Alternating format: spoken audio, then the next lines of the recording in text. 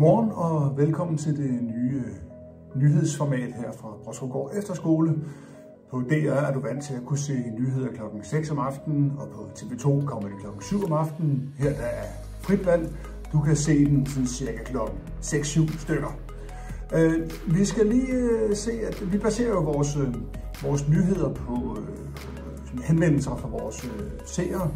Og der er kommet en henvendelse fra Flemming her, der bor 6-7 km uden for Svendborg, som var vågnet op meget tidligt her i morges og blev voldsomt berørt.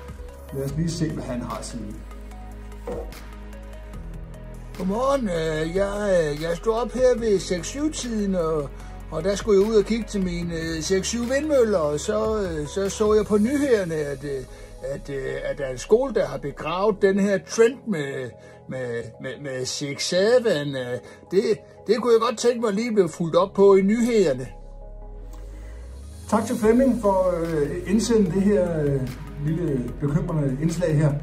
Og vi kan se her, hvad det handler om. Det drejer sig om, at DR her i morges postede en nyhed om, at man på den tyske skole i Tinglev har begravet den her 6-7 trend.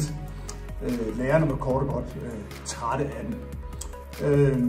Vi skal lige have vores rapporter på gaden for lige at høre lidt omkring, om eleven her på Brostrupgård også tror, at det er noget, man bare sådan lige kan lægge i graven på den måde. Så lad os lige se, hvad de siger. Godt. Jeg står her med Vilas fra Brostrupgård Efterskole, som jeg stiller nogle spørgsmål omkring den her video. Og jeg går ud fra, at du har set videoen fra Tinglev skole, hvor der er nogle lærere, der prøver at aflive den her 6-7 trend ved at lave en begravelse for den. Tror du, det kommer til at virke? Nej, jeg tror faktisk ikke. Det tror jeg ikke. Jeg tror ikke, det kommer til at virke. Nej, hvorfor? Jeg tror simpelthen sådan. Jeg tror ikke bare, man kan sådan begrave en trend på den måde. Nej. Jeg tror ikke bare sådan. Hvis de virkelig vil af med den, hvad tror du så, de skal gøre i stedet for?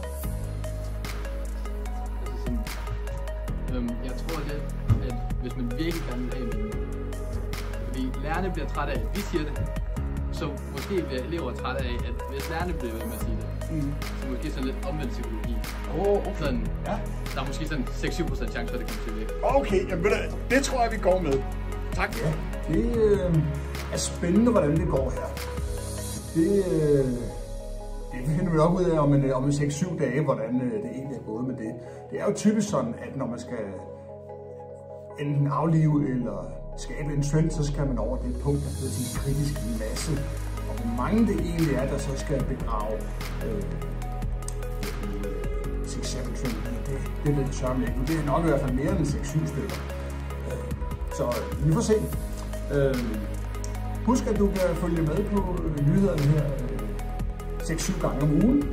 Og vi udkommer som sagt på mange platforme. 6-7 stykker, tror jeg. Og så skal du huske at like og subscribe. Og kommenter også gerne. Og i anledning af dagens nyhed, så er der pebernødder til de første 6-7 stykker, der kommenterer. Og du må meget gerne kommentere på, hvordan du tror, man kan lægge sådan en trend som 6-7 i graven. Tak for nu.